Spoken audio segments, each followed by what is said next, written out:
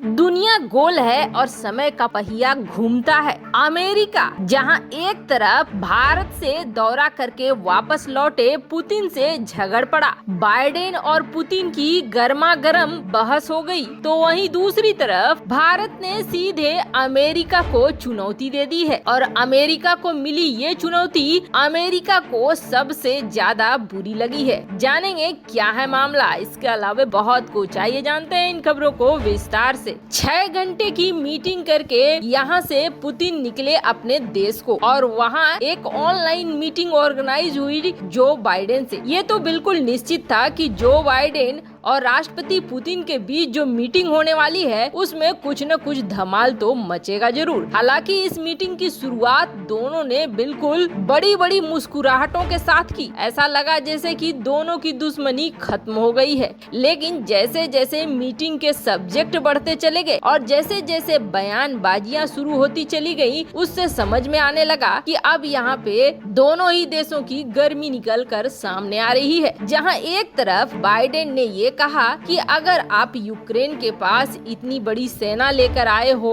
और यहाँ पर मेडिकल सप्लाई लाइन से लेकर हर चीज की व्यवस्था कर रहे हो, मतलब साफ दिख रहा है कि आप यहाँ युद्धाभ्यास नहीं कर रहे हो या फिर आपकी सेना की रीसफलिंग नहीं हो रही है, बल्कि आप युद्ध की तैयारी कर रहे हो। ऐसे में अगर आप युद्ध करते हो तो वो अमेरिका को सामने आना पड़ेगा। अमेरिका जहाँ यूक्रेन को मदद दे देगा सेना से, तो वहीं आपके ऊपर बड़े सारे प्रतिबंध भी लगा देगा। लेकिन जवाब का इंतजार था कि व्लादिमीर पुतिन क्या जवाब देते हैं। वैसे ये दुनिया जानती है कि व्लादिमीर पुतिन बड़े कठोर जवाब देने वाले शख्स में आते हैं। उन्होंने सीधे जवाब दिया कि एक तो हमारा कोई ऐसा इरादा है नहीं, लेकिन आप लोग हमें उकसा रहे हो, और दूसरी बड़ी बात ये है कि आप ये कह दो कि ठीक है हम नाटो का विस्तार नहीं करेंगे, हम यूक्रेन को शामिल नहीं करेंगे, हम अपनी आक्रामकता छोड़ देंगे। अब यहाँ बाइडेन फंस गए। बाइडेन इस बात का उत्तर नहीं दे सकते थे। बाइडेन ने इस बात को टालम टोल कर दिया कि नाटो एक संस्था है और कोई देश अगर उसमें जुड़ना चाहता है तो हम उसे जुड़ने से क्यों मना करेंगे। वैसे साफ दिख रहा है कि नाटो यूक्रेन का इस्तेमाल करना चाहता है रूस के खिलाफ, और रूस इस बात को बहुत अच्छे से समझता है। यही वजह है कि यूक्रेन के खिलाफ आक्रामक हो रहा है।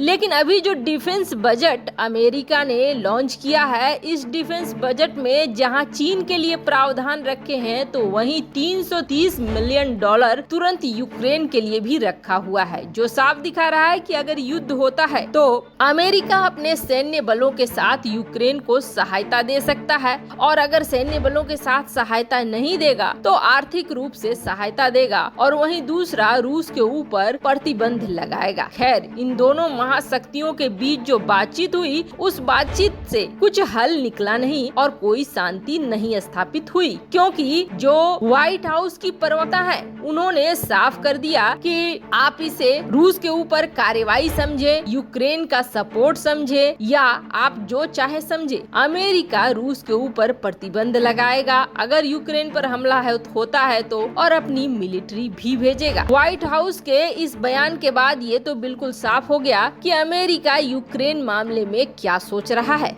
लेकिन वहीं अब जो ये S-400 की डील हुई है, वो भी क्या इससे प्रभावित होगी? क्या उस पर काटसा लगाने के विषय में सोच सकता है ये अमेरिका? जब अमेरिका से ये सवाल पूछा गया कि रूस से भारत ने S-400 लिया तो क्या काटसा लगेगा भारत के ऊपर, तो अमेरिका की तरफ से ये जवाब आया कि काटसा प्रतिबंधों को लेकर अभी भी हम लोग सोच ही रहे हैं, निर्णय ले ही रहे हैं। वैसे आपको बता दें, इस प्रतिबंध को लेकर इंतजार में बैठा हुआ है चीन भी, लेकिन चीन को ऐसा लगता है कि चूंकि चीन के खिलाफ अमेरिका को चाहिए भारत की मदद, ऐसे में काटसा लगाने के बारे में नहीं सोचेगा अमेरिका। वहीं दूसरी तरफ अब भारत ने भी अमेरिका को चुनौती दे दी है, और एक ऐसी चुनौती जिसको अमेरिका समझ ही नहीं पा रहा है। दरअसल अमेरिका को ये लग रहा है कि रूस को छोड़कर पूरी तरीके से डिफेंस मार्केट के लिए अब भारत तैयार हो चुका है अमेरिका के हथियारों के लिए, और अमेरिका जो चाहे उस हथियार को बेच सकता है भारत को। चूंकि इस वक्त चीन और भारत के बीच तनाव है और भारत को हथियारों की जरूरत है, तो ऐसे में भारत खरीद लेगा बड़ी संख्या में। तो एक चुनौती तो जहां यूएई ने दे दी अमेरिका को और अब उसे समझ में आ रहा है, तो वहीं दूसरी चुनौती भारत दे रहा है। यूएई ने जो चुनौती दी वो F-35 को लेकर दी। दरअसल डोनाल्ड ट्रंप ने यूएई से कॉन्ट्रैक्ट साइन कर लिया था कि उन्हें F-35 दिया जाएगा, लेकिन बाइडेन के आने के बाद इस पूरे प्रोसेस को डाल दिया होल्ड पर। यानी हम देखेंगे, समझेंगे इसका इस्तेमाल यूएई कहां करेगा, उसके बाद हम देंगे F-35। पर हुआ ये कि जैसे ही यूएई ने देखा कि अमेरिका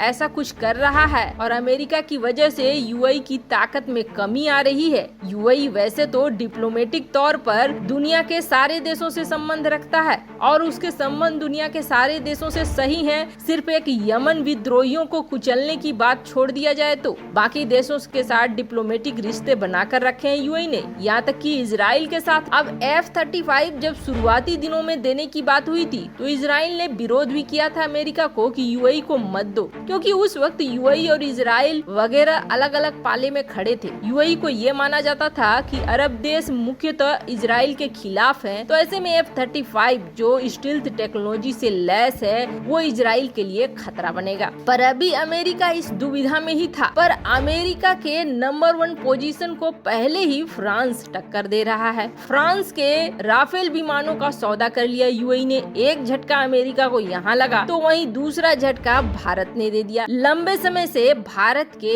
114 फाइटर जेट की जो कॉन्ट्रैक्ट निकली हुई है उसे लेने के लिए अमेरिका अपनी कंपनियों को आगे कर रहा है और हर बार इनकी कंपनी कुछ न कुछ गलती कर रही है। इनकी कंपनियां ये नहीं समझ पा रही हैं कि भारत को क्या चाहिए। इनकी कंपनी ये सोच रही है कि हमें क्या बेचना है। ऐसा इसलिए क्योंकि अमेरिका बेचना चाहता है भारत को F-15EX और अभी अगर आप F-15EX को देखेंगे तो F-15EX लगेगा कि हाँ ठीक है एडवांस वर्जन है तो भारत ले सकता है, लेकिन आपको बता दें भारत जो तेजस MK2 बना रहा है उसके फीचर इसके फीचर के बराबर के ही है। यानी करीब 2-3 साल के अंदर में खुद कमीशन्ड हो जाएगा भारत में तेजस MK2। तो फिर ये 114 F-15EX लेने से क्या फायदा होने वाला है भारत को। लगातार अमेरिका कोशिश कर रहा है कि F-15EX बेच दे हर हाल में, लेकिन अमेरिका इसमें सफल नहीं हो पा रहा है। मेन वजह यही है, लेकिन इससे ऊपर की एडवांस टेक्नोलॉजी में अमेरिका अभी जाना नहीं चाहता है। पर भारत की जरूरतों को अमेरिकी F-15EX पूरा नहीं कर सकते हैं फिलहाल। ऐसे में अब कहीं ऐसा न हो जाए कि अमेरिकी 15EX को ही चुनौती मिल जाए भारत से, क्योंकि जो टेक्नोलॉजी भारत को ऑफर कर रहा है अमेरिका वो टेक्नोलॉजी अधिकांश तौर पर भारत बना चुका है और कई टेक्नोलॉजी पर काम चल रहा है। इसलिए भारत इस वक्त सिर्फ उन टेक्नोलॉजी और उन हथियारों पर फोकस कर रहा है जो इस वक्त भारत में नहीं चल रहा है या जिसे बनने में काफी वक्त लगेगा। कहा तो ये भी जा रहा है कि एक बार तेजस MK2 आ गया तो जिस तरीके से अभी तेजस MK1 ने ही मार्केट छीनना शुरू कर दिया है पश्चिमी देशों का, रूस का, वैसा ही कुछ हाल होगा अमेरिका के F-15EX का भी और इसके साथ साथ कई लड़ाकू विमानों का। खैर अमेरिका की लाख कोशिशों के बावजूद अमेरिका अपनी चाल में सफल नहीं हो पा रहा है। वैसे आपको क्या लगता है, क्या रूस यूक्रेन को कब जाएगा? कमेंट कर अपनी राय जरूर बताएं। जल्द मिलते हैं अगले वीडियो में नई खबर के साथ।